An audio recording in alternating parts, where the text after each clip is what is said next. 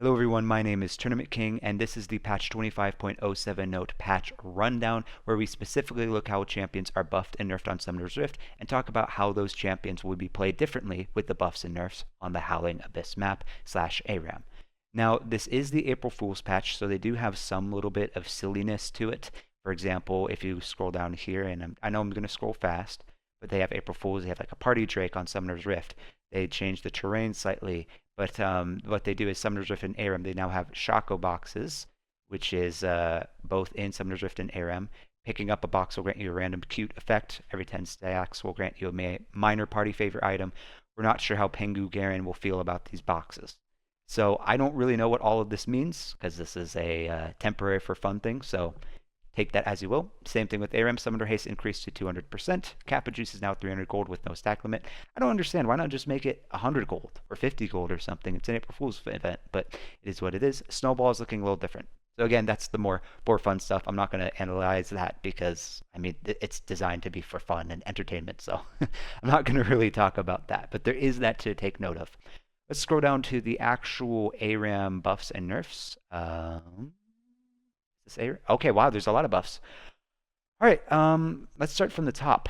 We'll go to Ahri. Damage dealt 97 to 100%. I actually don't know what Ahri is at right now. Let's take a look real quick.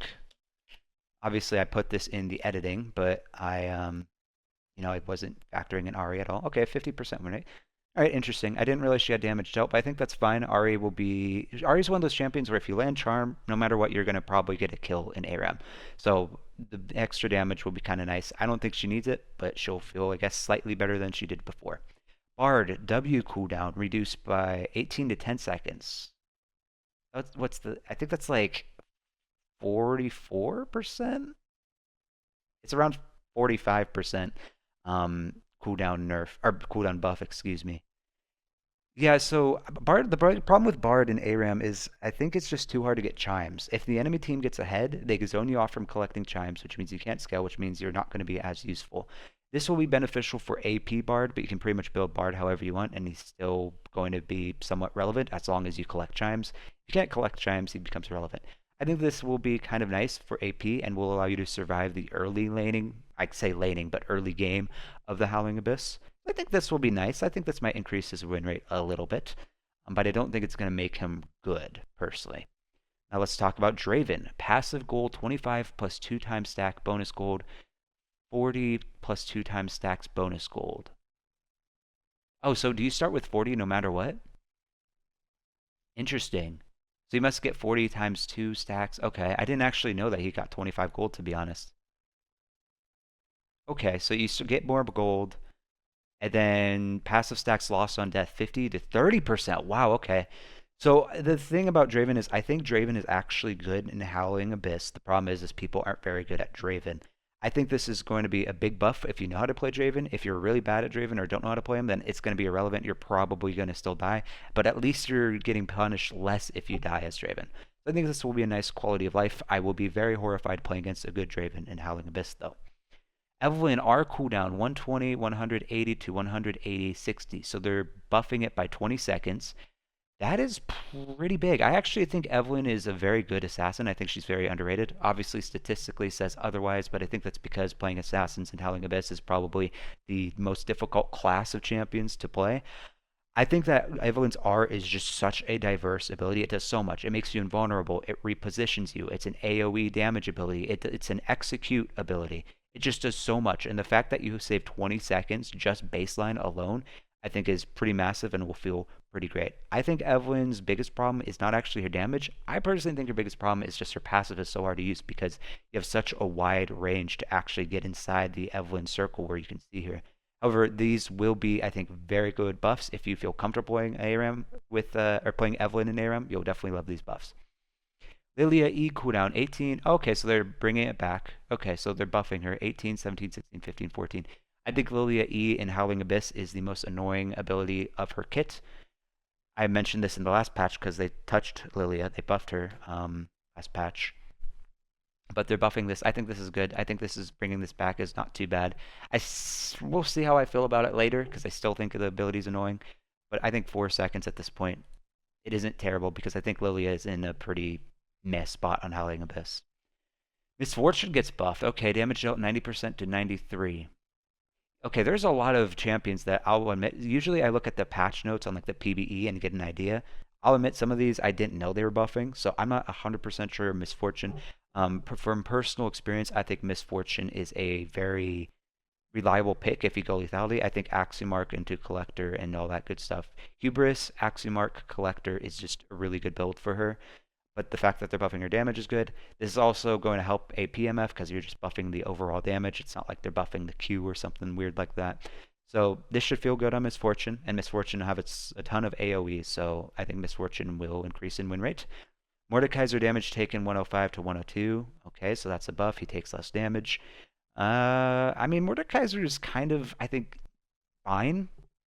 I think this will help him in 1v1s because there's some champions that are just so massively buffed that Mordekaiser probably can't actually 1v1 him in the Rell. But since Mord takes less damage now, maybe there's a chance that Mord can 1v1 more people. Rakan ability haste. Okay, so they're making his ability haste quicker. Okay, so it seems like you can use abilities more often. I'm surprised they keep buffing Rakan. I feel like Rakan is really good if you go full tank. I don't think Rakan's support is very good in Howling Abyss, but if you go full tank Rakan, I think he's very good.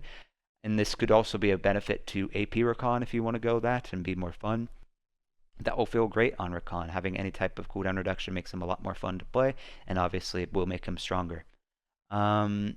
Rell healing done. I didn't even realize she had a healing nerf, to be honest. Um, so that's back to normal, so she's back to being a normal champion healing-wise. Renekton healing done has been buffed, excuse me. Healing done 105 to 110. So healing is kind of a weird situation in Howling Abyss because there's so many healing items you can go. You can go Sundered Sky, you can go Spirit Visage, you could go Unending Despair, and you could just go for a full healing build on the people that have healing buffed. And I think it's actually quite strong to do that. But Renekton typically doesn't build that. But that's the weird part about healing is that you can just build a bunch of healing items and get buffs from the healing done, which I just find very questionable balance-wise. Like, I don't know if it's good or bad for the game. However, this will feel good for Renekton.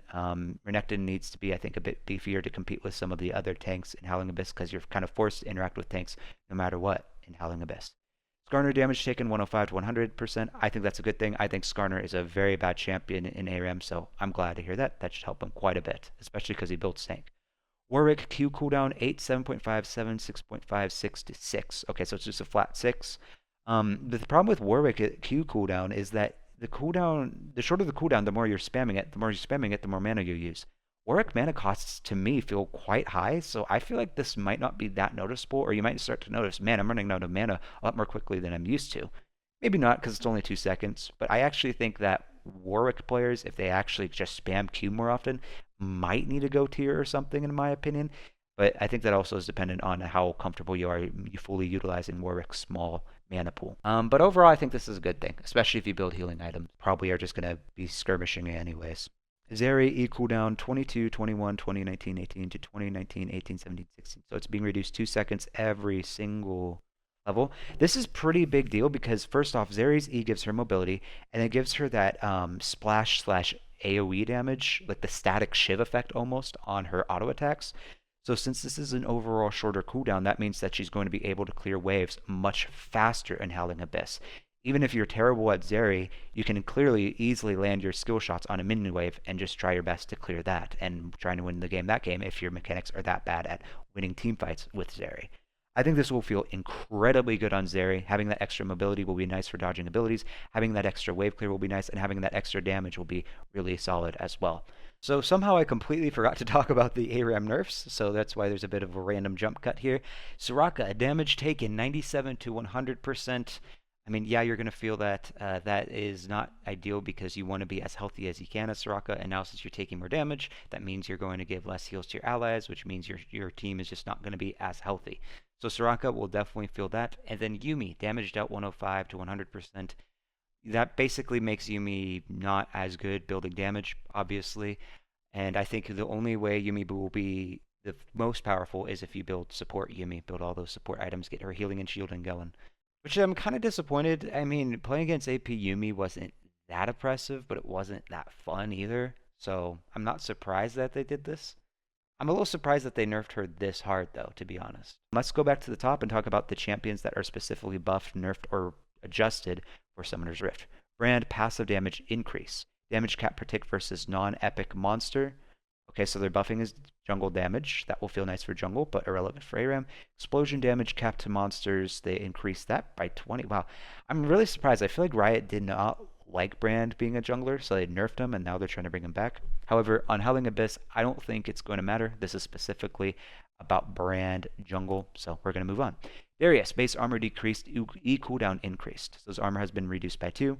In the jungle, you actually feel this because that means you're going to be taking slightly more damage from the jungle camps. This was his main ganking ability in Summoner's Rift. So you also feel that on Summoner's Rift. In terms of ARAM, however, you will probably feel the armor slightly because you have auto attackers such as marksmen, I should say, that are going to be able to attack you from further range because Darius is such short range, and you will feel that because you have less armor to tank their auto attack damage. This also reduces the chances or opportunities, I should say, of Darius being able to engage on Howling Abyss fights because it's a longer cooldown. Obviously, since it's longer, he's going to have less opportunities to try and engage a fight. I don't think this will nerf him too hard in the Howling Abyss personally, but he will probably feel this, especially if he's against a lot of marksmen. Gwen, Q final damage decreased, W scaling adjusted, Q snip snip, final snip damage has been reduced. I believe it looks like 10 on every level. The AP scaling is the same. The final snip damage in Howling Abyss is going to always be harder to land because everyone has shorter summoner spell cooldown, especially with the April Fool's event they're doing. So I don't think that you're going to really feel that too much. I mean, the fact is, if you land every single Q, it probably wouldn't have mattered anyways because you're probably locked by a Morgana bind or something if a Gwen manages to do that. So I don't think these are going to be that big of a deal personally of a nerf. And then you have Hallowed Mist resists 25 to flat 22 plus 7% AP.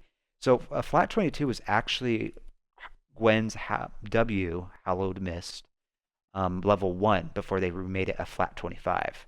But they brought back the AP scaling. So I guess they just want her to be less tanky early game so she can scale harder in tankiness potentially. I think that's fine. On Summoner's Rift, Gwen is dominating. On Howling Abyss, I think she's B tier currently, so she's doing all right. I don't think this will impact her too much. I think she'll still be very strong in Summoner's Rift. On Howling Abyss, I don't think her win rate will change much at all, to be honest, because you're going to scale anyways really quickly on Howling Abyss and utilize this 2% extra AP scaling. Ivern is weak, especially in the early game. We're looking to buff up his ability, make early plays, blah, blah, blah. Root collar duration has been slightly increased, but it falls off later. So it's increased by 0.4 seconds. Okay, so it's just an early game buff. You're barely going to feel this in the Howling Abyss because you scale so quickly, you level up so fast.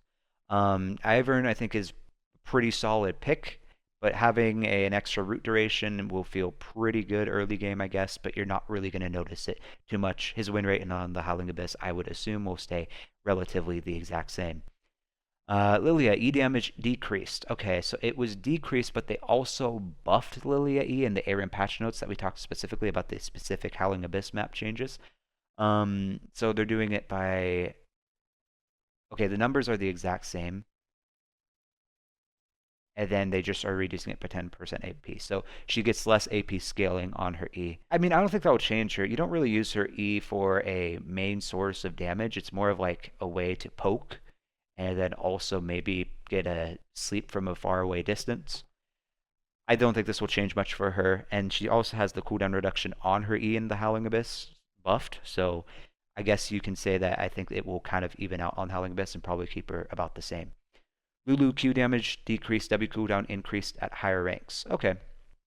Let's take a look here. So they're nerfing it by 10 per each point that you put into it.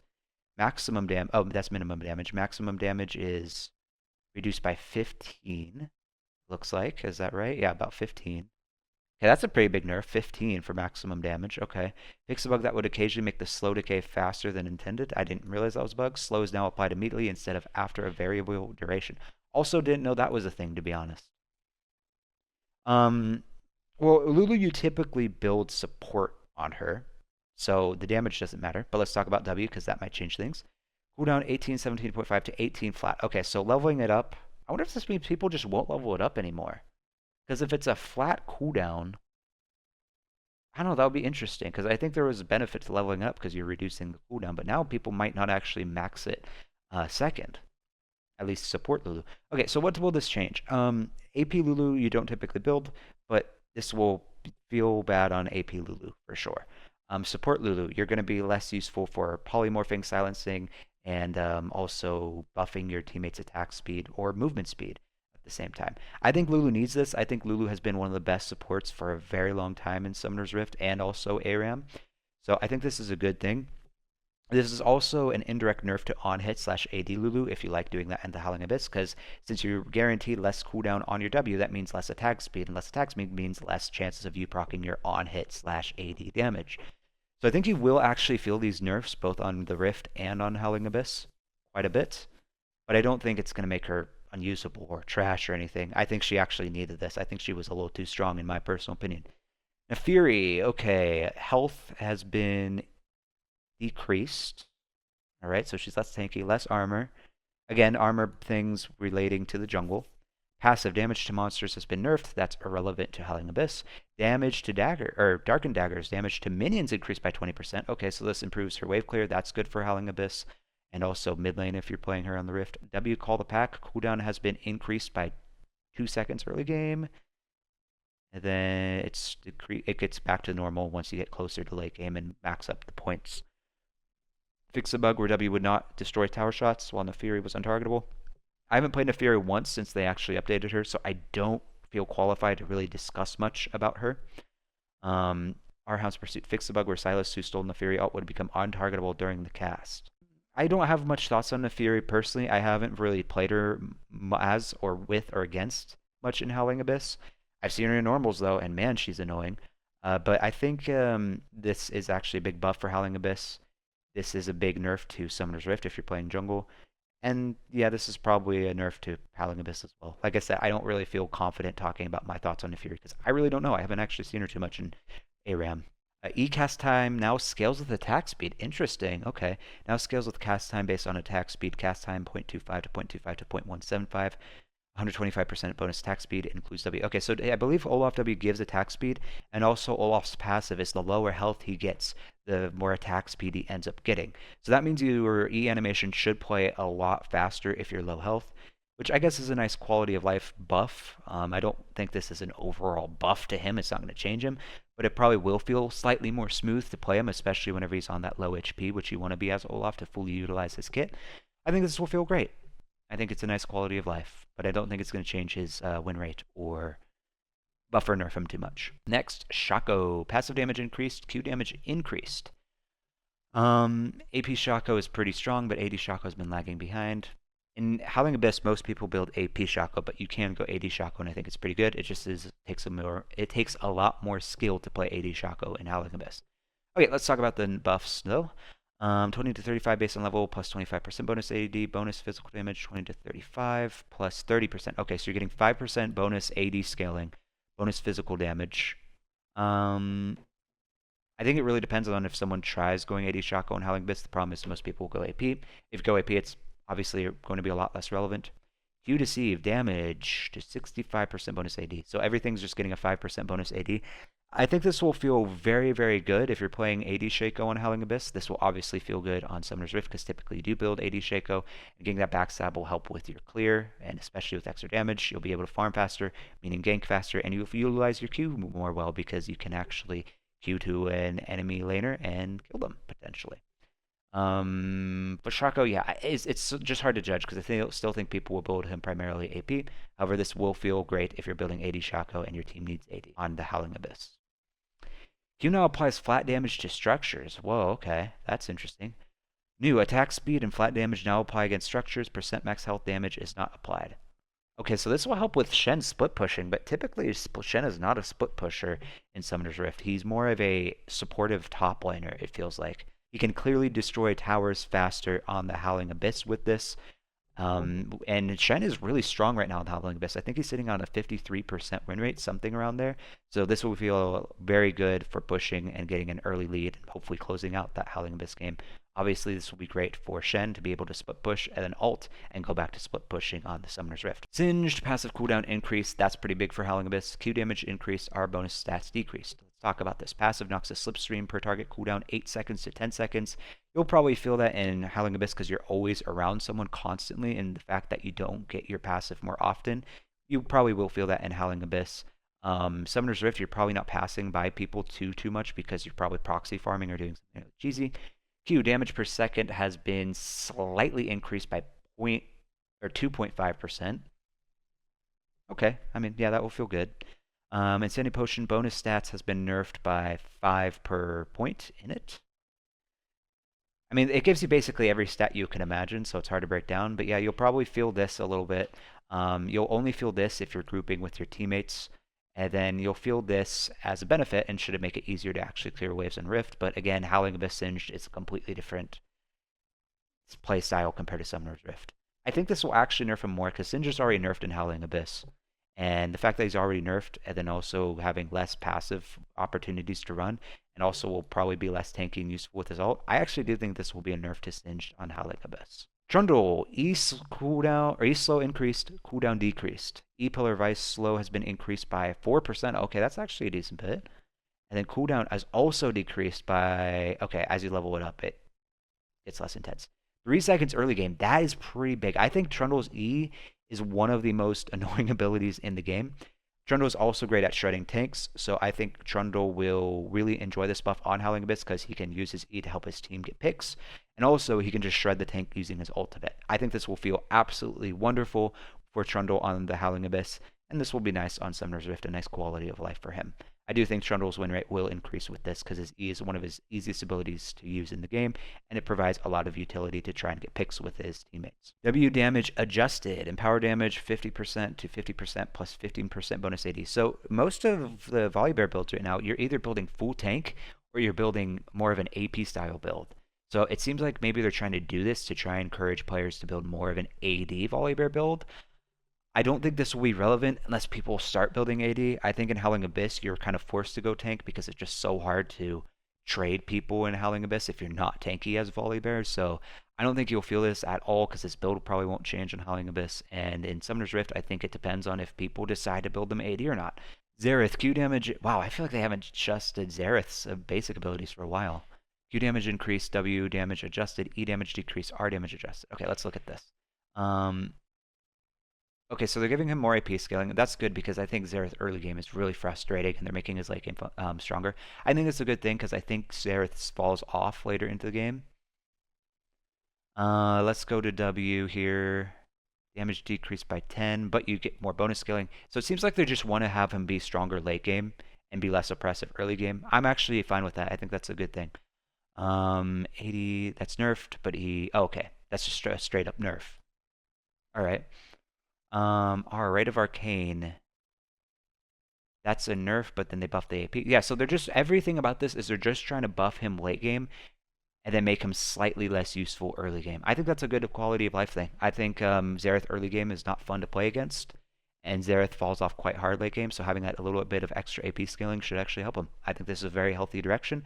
I think since you scale so quickly in Howling Abyss, this will be really good for Xerath on Howling Abyss, and a nice quality of life change for Summoner's Rift as well. Yone, passive Way of the Hunter critical strike damage is no longer reduced by 10%. Okay. E Soul Unbound no longer cleanses crowd control upon returning. That is huge for a Howling Abyss because you're always going to go against people with CC. Tooltip clarifies that only damage from attacks and abilities is amplified. I mean, I think the biggest thing to talk about is this. Yone could get rid of out of so many cheesy situations with this ability, but if you land a Morgbind and lock him in place, he's done. He's out. He's dead. I think this will be a nerf. I definitely feel this on a Howling Abyss because you're always team fighting. Summoner's Rift, yeah, you'll probably feel this as well, but not as much as Howling Abyss. I think his win rate will go down because of these changes. Yorick lane large adjustments. Oh no, what are they doing now? Oh my goodness. Okay, that's a lot to unpack. Okay, armor growth 4.5, so he's less tanky. Nearby deaths per grave 12, 6, 12 at levels 1, 7, 13. To 8, 7, 6, 5, 4, 3, 2. Attack damage 4. I actually want to see what they say about Yorick. Oh, they say a lot. Okay, I want to read this because I'm trying to understand what they're trying to do here. We're delivering a large scale update to Yorick this patch with 2 primary goals. First, we'd like to make Yorick better for Yorick players, filling in some of his dead points and making him a more competitive more complete champion. Second, we'd like to make him stronger in higher level play, adding some extra skill expression to Yorick and making him more resilient when faced with high skilled opponents. We're also doing some minor adjustments that make Yorick easier to retune in the future. More on that later. Man, so they're going to adjust him again. They keep touching this champion.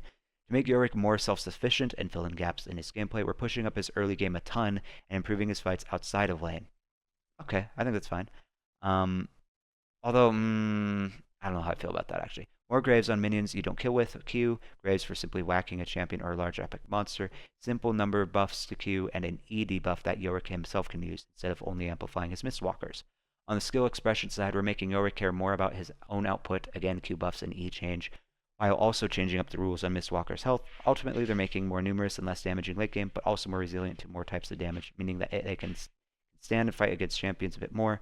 There are a few bug fixes, especially for Mistwalkers, by changing the summons to care about Yorick's bonuses instead of total stats. Any further adjustments to Yorick's base stats won't also affect all of his summons, making it easier to have more focused changes in the future. For Maiden, the resulting health is essentially identical, while the other changes are intentionally nerfs to the late game. Okay, it's going to be hard to decipher this for Howling Abyss, but I'll try my best. Armor growth, 4.2 to 4.5, so he's going to be squishier, like I said. 12.6, nearby deaths, graves. Okay. Base attack damage 20% to 15 to 75 plus 20% bonus AD. So they're increasing his overall attack. They're buffing his early game damage, but nerfing it late game. So that should hurt his split pushing, but again, it's Howling Abyss, so who cares for Howling Abyss? Bonus attack speed 8% per level. Yorick bonus attack speed. I don't really know what this means, to be honest. My apologies for not understanding this. But I'm not going to pretend like I know what something means if I don't. So I'm not sure what this exactly means. 112 to 110 to 212 based on level plus 20% to 100 and 300 based on level plus 15% bonus HP. Mistwalker's stats now update dynamically as Yorick levels up or gains stats instead of requiring new summons. Okay, so he skills less harder with HP, so he'll be less tanky, but he will fill his early game since it's just a base level stat. Champion basic attack damage towards Mistwalker instantly kills 100% increased damage from melee attacks. That's pretty big. Alright. Single target damage towards Mistwalker instantly kills to normal damage. AoE damage towards Mistwalkers 50 to 66 to 40% based on levels 1 through 14. Non-champion damage towards Mistwalkers 50% damage to monsters, 40% damage to minions and non-epic monsters. Mistwalkers no longer follow Yorick recall while fighting jungle monsters. Okay, they continue. That's a nice quality of life. Yorick can now ping his passive to share the count of Mistwalkers nearby and globally. Alright, I will 100% admit I don't know fully what this all is, so I apologize. Like I said, I don't want to sit here and act like I know what I'm talking about whenever I don't. I don't want to make myself look like a fool here. But we'll see what the queue has to say. This looks more easy to understand. 76.25, okay, so they're reducing it slightly, buffing it, I should say, for early game. And then once you get back to late game, it'll be the exact same. Damage has been increased by 10% AD. So it seems like they might want him to be less tanky, but build more damagey. New summons a grave on champion and large epic monster hit. That's a nice quality of life, so you don't need to worry about farming something to actually get the Yorick ghouls. That's cool. I like that. Morning Mist. Also, this means that whenever you're trading in Howling Abyss, this will also mean you're guaranteed more summons, I believe. And then Morning Mist, 15% current HP down to minimum threshold. Oh, wow, they're really buffing his AP scaling. 100% AP. Huh. Alright. Movement speed for Yorick and summons. Okay, that would be nice. Now shreds armor for 4 seconds. Okay, wow. Interesting. So it does AP scaling, but shreds armor. I wonder if there's like a weird hybrid build you could go to fully maximize his damage potential. Remove no longer increases Mistwalker damage by 20% for 8 attacks. Fix a bug where Mistwalkers could fail to jump onto the large target when crossing terrain. Okay, damage on his ult. 0, 10, 40 plus 40 plus 50% total AD to 50, 75, 100, 30% bonus AD.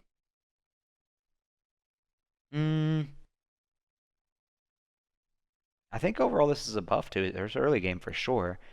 He skills less with AD, but he's not building a ton of AD typically. Typically, you're building like a mix of AD slash tanky items on Yorick. So I think this is actually a pretty big buff for him, for his normal build. And then health-wise, health based on level. Okay, so they're making it significantly tankier. Wow, a lot tankier. And then bonus HP. wonder if they're making it taking because aren't they nerfing his health? Oh no, they're not. I still think this is an overall buff to his ult. This is a big adjustment, so I'll be honest. I don't know. It sounds like it'll be easier to play in Yorick in the Howling Abyss. I believe. But his whole passive is just really confusing to me. So I'm just going to move on. I think this is good for Yorick, but I'm not confident in saying that. But for Yorick on Howling Abyss, I mean. Okay, let's go to items. Catalyst of Aeons. Why did they spell this differently twice? They spelled it like Aeons, and then they went Eons. I guess that's an error. Build path, Ruby Crystal, Sapphire Crystal plus 600 gold was the previous one. Now it's Ruby Crystal, Sapphire Crystal plus 200 gold. So is it the same price? Oh, it is, because they're reducing the overall end goal. Okay, I see. Total gold, okay, so the gold cost is the same. It gives you 75 more mana and 10%. Okay, Rod of Ages will also receive the same change. I feel like people don't really build Rod of Ages too much these days unless you're like Cassiopeia or something. And this is a big buff to Cassiopeia, actually, now that I think about it, because Cassiopeia is already strong and she pretty much always builds Rod. So indirect buff to Cassiopeia. This will be good for Kassadin too. Rod of Ages, adjusting the Eternity effect to match the Catalyst buff above. Restore damage taken to 10%. Yeah. Okay, so this is basically the same because Catalyst builds into Rod of Ages. That would be nice for people that want to be extra tanky but still deal AP damage. I could picture some cheesy builds such as like Nautilus Top building Roa. That would feel pretty good as well. I think that's a good quality of life buff. I think Rod of Ages has definitely been kind of weak for a while now. Umbral Glaive. Okay, I've said in the hot takes video that I posted that I think Umbral Glaive is the most underrated item. We'll see if I feel the way after this. Total gold cost reduced by 100 gold. Attack damage increased by 5 gold. Blackout cooldown. Ooh, I don't like that. 50 seconds to 90 seconds. That's the whole thing of building Umbral Glaive, I think, is to try to deny vision. That's what made it unique. What do they say about it? Umbral Glaive has been in a weak state for a while, but we've been hesitant to just strictly buff it due to its extremely powerful passive. We decided to tone down the frequency of passive to be less oppressive against enemy vision while buffing its stats and cost. Overall, we expect this to be a net buff to the item. I'm no expert. I'm a gold player because I don't play ranked at all. Maybe I could be higher, but I personally I don't like this direction. I think people are building Umbral Glaive because of the passive, not because of the, gold and item stats. And yeah, it's a cheap item, so if you want something cheap with high damage, it's still good, but I think I don't know. I don't feel like we need more damage. We need more unique items, and this was a very unique item for assassins. And the fact that you can deny vision less now, I think makes it less interesting. Yeah, stats-wise, it is a buff, but playstyle-wise, of if you're trying to deny vision, it's pretty big nerf, and I'm not a fan of that. That also means you're going to be revealing less traps if there's a Shaco or Teemo or something. So that also is going to hurt quite a bit. Yeah, I think that's everything. That we cover the ARAM buffs. Let me just make sure. Yeah, this is all arena. I'm just scrolling through. Clash schedule. Oh, okay. Blue Essence Emporium. That's kind of relevant for ARAM, but that's exciting. Oh, Jhin will be cheaper. Nice. Vel'Koz will also be cheaper. Okay, yeah, that's it. That's all the buffs. Okay, so I need to figure out who do I think is the winner and loser of this patch. I think for Howling Abyss, I think Trundle is the winner. I think his E is just so useful in Howling Abyss. And the fact that that's what got buffed about him will feel great. I wouldn't say there's anyone that is a significant loser. Maybe Darius, but even then, I don't think it's that big of a deal. I think, actually, no, you know what? On a Howling Abyss, I think Singed is the biggest loser here. I think not getting his passive as much. I also think that nerfing his stats on his ult, he will actually feel that quite a bit. That's where I stand with this. Anyways, thank you all so much for watching. I really appreciate it. I don't actually have much news to say, so I guess I'll just wrap up the video there. Thank you again for watching. I hope you all have a wonderful rest of your night/day.